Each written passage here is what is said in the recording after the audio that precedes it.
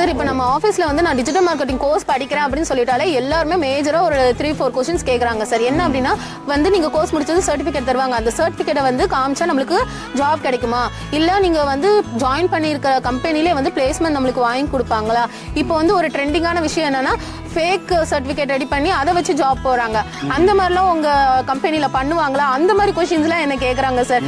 நான் வந்துட்டு என்ன பதில் சொல்கிறேனே தெரியல சார். அதை பற்றி கொஞ்சம் சொல்லுங்கள். அதாவது இப்போ மணியை பேசிஸ் பண்ணோல இதெல்லாம் வந்து நடுவு வந்துட்டு இருக்கு. பொதுவாகவே காலேஜ் முடித்தாலும் அந்த சர்டிஃபிகேட்கே வேல்யூ இல்லை. இப்போலாம் வந்து ஸ்கில்லுக்கு தான் வந்து வேல்யூ. இப்போ நம்ம சர்டிஃபிகேட் கொடுக்குறோம் அப்படின்னா ஒரு ஸ்கில்லை கொடுத்து சர்டிஃபிகேட் கொடுக்குறோம். அந்த ஸ்கில்லு தான் அந்த சர்டிஃபிகேட்டோட வேல்யூவை தீர்மானிக்கிறதே தவிர வெறும் சர்டிஃபிகேட் அப்படிங்கிறது எந்த ஒரு இதையும் தீர்மானிக்காது. உங்களை போனீங்க அப்படின்னா சர்டிஃபிகேட் இருக்குது, நான் கோர்ஸ் முடிச்சிருக்கேன் அப்படின்னாலாம் வேலை கொடுத்துட மாட்டாங்க. உங்களுக்கு ஒரு டெஸ்ட் வைப்பாங்க, ப்ராக்டிக்கல் இது பண்ணுவாங்க. அது வந்து ஜஸ்ட் ஒரு ஐடென்டிஃபிகேஷன் பர்பஸ் தான். இப்போ சர்டிஃபிகேட் அப்படிங்கிறது there is no value. Skill இருக்குது அப்படின்னா அந்த சர்டிஃபிகேட்க்கு அந்த வேல்யூ வந்து அடிஷ்னலாக ஆட் ஆகுது. இதோட ஃபுல் வீடியோ பார்க்கணுமா? கீழே இருக்க ஹேண்டில் கிளிக் பண்ணுங்க உடனே.